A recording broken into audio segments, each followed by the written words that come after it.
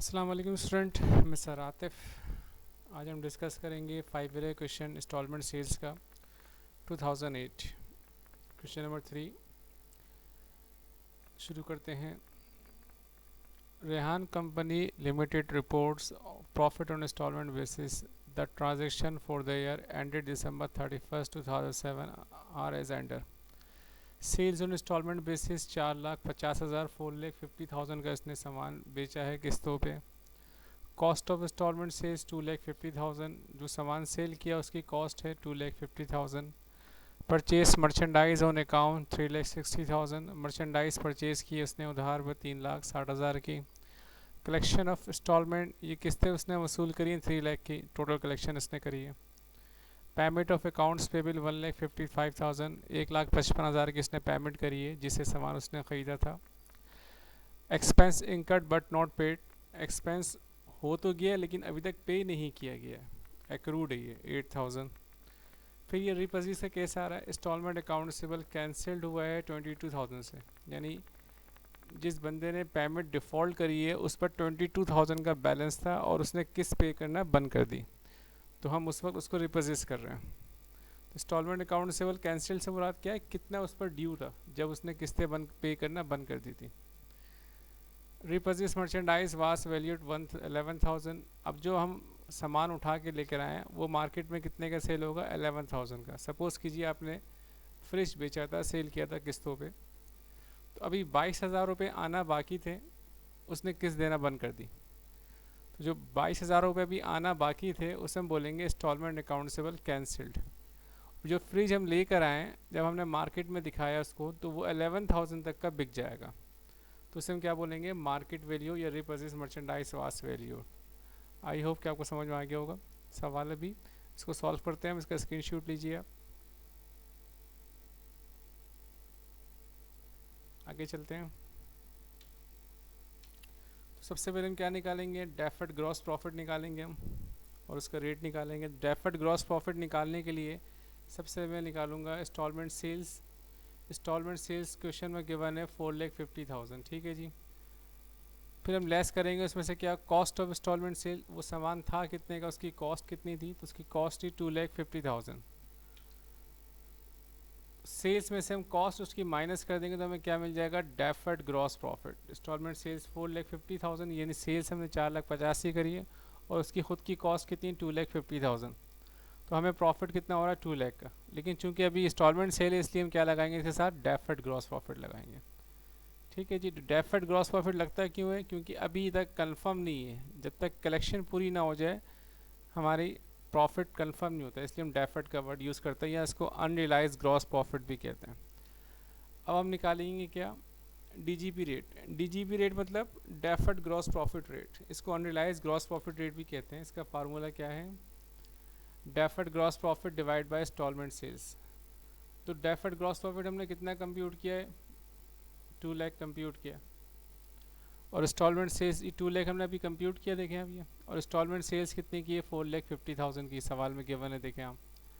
तो 2 लाख जो हमने कंप्यूट किया उसको डिवाइड कर दिया 4,50,000 इंस्टॉलमेंट सेल से, मल्टीप्लाई कर दिया 100 से, तो डीजीपी रेट कितना आया, 44.4%। ठीक है जी। आगे चलते हैं हम। Computation for realise gross profit. अब जैसे जैसे कैश कलेक्शन होती जाएगी तो अनरिलाइज ग्रॉस प्रॉफिट या डेफर्ड ग्रॉस प्रॉफिट कलेक्शन होने के साथ साथ वो कन्वर्ट होता जाएगा किसमें, रिलाइज ग्रॉस प्रॉफिट को। जितनी कलेक्शन होती जाएगी उसको हम रेट मल्टीप्लाई करते जाएंगे तो वो किस में कन्वर्ट हो जाएगा, रिलाइज ग्रॉस प्रॉफिट में।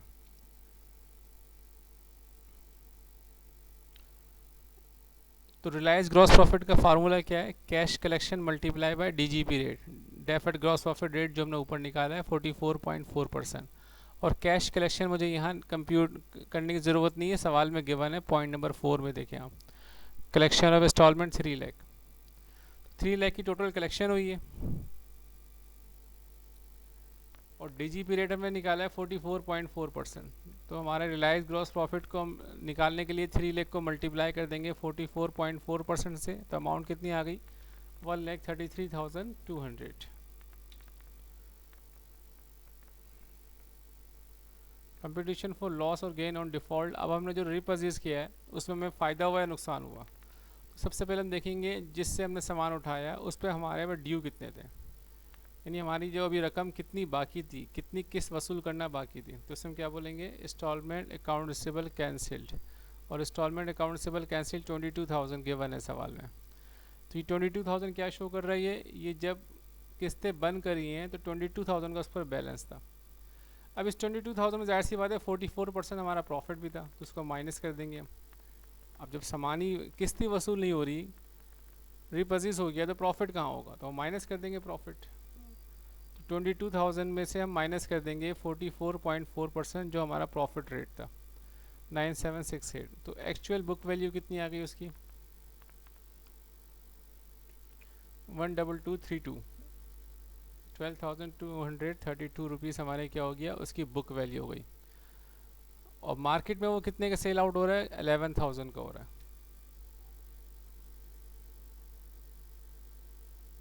मार्केट में उसकी वैल्यू 11,000 है, तो मार्केट वैल्यू से कंपेयर किया तो हमें लॉस हो गया, और लॉस कितने का हुआ, हमें 1232 का हुआ। ठीक है जी, तो ये लॉस और रिपोजिस हो गया। दोबारा देख लीजिए, जो कस्टमर से हमारी रकम वसूल करना बाकी थी वो 22,000 बाकी थी जब उसने किस्त देना बंद कर दी, तो हम उसको रिपोजिस कर लेंगे। अब रिपोजिस करने में मुझे फ़ायदा हुआ या नुकसान हुआ, तो उसकी एक छोटी सी कंपटीशन होती है। इंस्टॉलमेंट अकाउंट से बिल कैंसिल लिखा 22,000, फिर लेस कर देंगे इसमें से हम अनरिलाइज ग्रॉस प्रॉफिट। वो कैसे निकालेंगे, 22,000 जो कैंसिल किया है उसको मल्टीप्लाई कर देंगे 44.4% से 9768, तो book value of repurchase goods कितना आ गया, 12232। फिर कंपेयर करेंगे उसको मार्केट वैल्यू से, तो मार्केट वैल्यू कम है, बुक वैल्यू 12,000 है, मार्केट वैल्यू 11,000 है, तो हमें नुकसान हो गया। तो इसमें क्या बोलेंगे, लॉस ऑन रीपर्चेज गुड्स। इसका स्क्रीनशॉट ले लीजिए आप।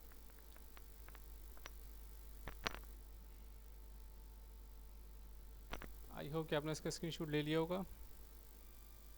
अब इसकी हम एंट्रीज बनाएंगे। ये कुछ कंप्यूटेशन हम पहले ऑलरेडी कर चुके थे, हमने डेफर्ड ग्रॉस प्रॉफिट निकाला था 44.4%। ये दोबारा इसलिए दिखा रहा हूँ ताकि एंट्री बनाने में आसानी हो। रिलाइज ग्रॉस प्रॉफिट कितना हो गया, 3 लाख कलेक्शन थी, 44.4% उसका हमने लिया था, 1,33,200 हमारे पास क्या आ गई थी इसकी रिलाइज ग्रॉस प्रॉफिट आ गया था। फिर हमने डेफर्ड ग्रॉस प्रॉफिट निकालने के लिए सबसे पहले इंस्टॉलमेंट अकाउंट रिसीवेबल कैंसिल लिया था, वो 22,000 गिवन था। फिर लेस किया हमने बुक वैल्यू, उसमें से अनरिलाइज ग्रॉस प्रॉफिट लेस किया, 22,000 को मल्टीप्लाई कर दिया 44.4% से 9768 आ गया, तो उसकी बुक वैल्यू कितनी हो गई, 12,232। लेस करेंगे इसकी मार्केट वैल्यू, वो है 11,000, मार्केट वैल्यू कम है। जब मार्केट वैल्यू कम होगी तो इसमें क्या बोलेंगे, लॉस ऑन रिपर्चेज। अब इसकी एंट्रीज बनाने जाते हैं। तो सबसे पहले एंट्री क्या बनेगी, सेल्स की एंट्री बनेगी, इंस्टॉलमेंट अकाउंट रिसीवेबल डेबिट 4,50,000 से इंस्टॉलमेंट सेल्स 4 लाख की गिवन, 4,50,000 गिवन है हमारे पास, और इंस्टॉलमेंट सेल्स क्रेडिट 4,50,000 से। तो ये पहली एंट्री सेल्स की हो गई हमारे पास। उसके बाद हम एंट्री बनाएंगे कॉस्ट ऑफ इंस्टॉलमेंट सेल्स की। कॉस्ट ऑफ इंस्टॉलमेंट सेल्स हमारे पास सवाल में 2,50,000 गिवन था। ठीक है, तो cost of instalment goods sold 2,50,000, merchandise inventory क्या हो जाएगी हमारे पास से, क्रेडिट हो जाएगी 2,50,000।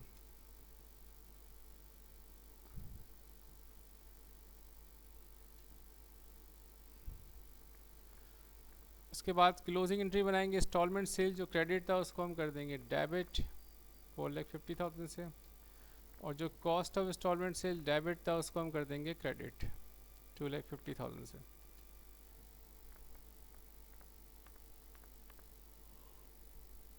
और जो डिफरेंस होगा वो उसमें क्या आ जाएगा, अनरिलाइज ग्रॉस प्रॉफिट। देखें इंस्टॉलमेंट सेल्स मैंने यहाँ 4,50,000 क्रेडिट किया तो उसको हमने क्या कर दिया यहाँ पर debit, cost of instalment sale हमने डेबिट किया तो उसको हमने क्या कर दिया, क्रेडिट, क्लोज कर दिया। अब इन दोनों का जो डिफरेंस होगा वो क्या आएगा, अनरिलाइज ग्रॉस प्रॉफिट, जिसको डीजीपी डेफर्ड ग्रॉस प्रॉफिट भी कहते हैं। इसकी नरेशन आ गई।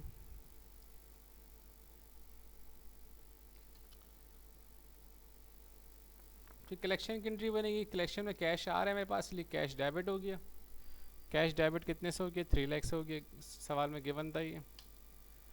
और इंस्टॉलमेंट अकाउंट सिबल जो डेबिट था वो अब क्या हो जाएगा, क्रेडिट। जैसे जैसे पैसे आते जाएंगे तो अकाउंट सिबल क्रेडिट होता जाएगा। फिर इसकी नरेशन बना लेंगे हम।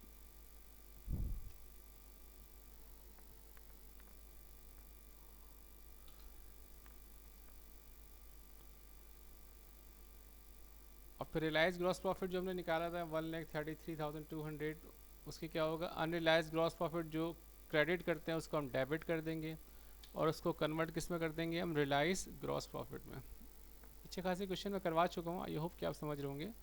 जो अनरिलाइज ग्रॉस प्रॉफिट था वो क्रेडिट में था ना, थर्ड एंट्री में देखें आप।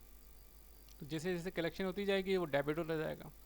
और ये किस में क्लोज हो जाएगा, ये एडजस्ट हो जाएगा रिलायंस ग्रॉस प्रॉफिट में हो जाएगा। तो इसे हम एडजस्टिंग एंट्री कहते हैं।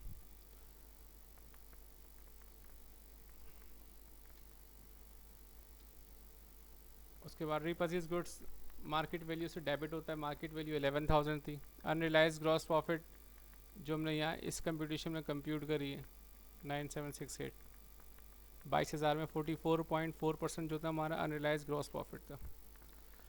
उसके बाद जी लॉस हुआ था वो डेबिट होगा, गेन होता तो वो क्रेडिट होता। अभी चूंकि इस सवाल में लॉस हुआ है इसलिए 1232 से loss on repurchase goods debit हो गया। आपको पता है रिपर्चेज गुड्स हमेशा मार्केट वैल्यू से डेबिट होता है। अनरिलाइज ग्रॉस प्रॉफिट भी हमेशा डेबिट होगा जो यहाँ हम कंप्यूट करते हैं।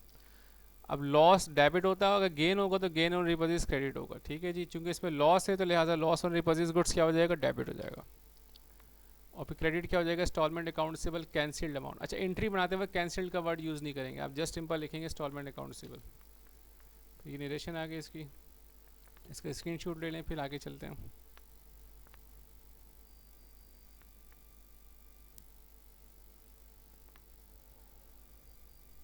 ओके, आई होप कि आपने ले लिया होगा स्क्रीनशॉट इसका। तो ये कुछ क्वेश्चन थे, कुछ एंट्रीज बाकी थी इसकी, वो एंट्री बना लेते हैं। परचेजेस डेबिट हो जाएगा हमारा, अकाउंट्स पेबल क्रेडिट हो जाएगा। ठीक है जी, कितने से, 3,60,000 से ये परचेज किए थे ना इसने।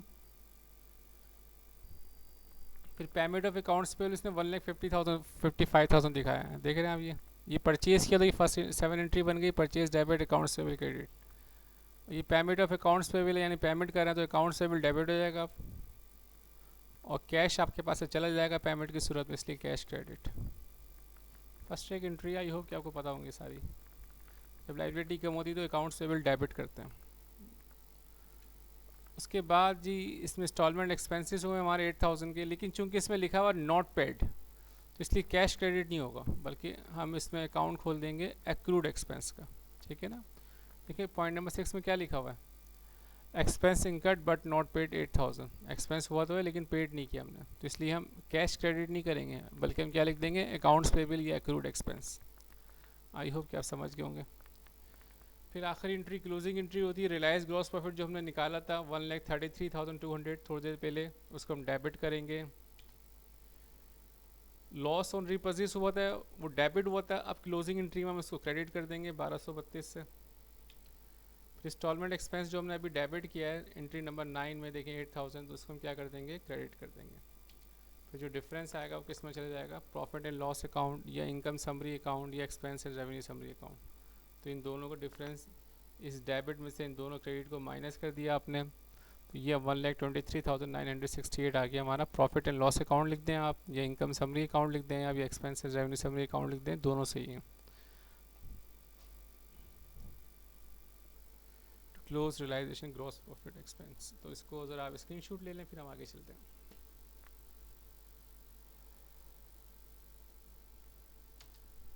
अब ये आपका क्या है, असाइनमेंट है। आई होप कि आप इसको कर लेंगे आप। सही है जी, नहीं होगा तो मुझे बताइएगा, मैं करवाऊँगा, इसका स्क्रीनशॉट ले लें आप।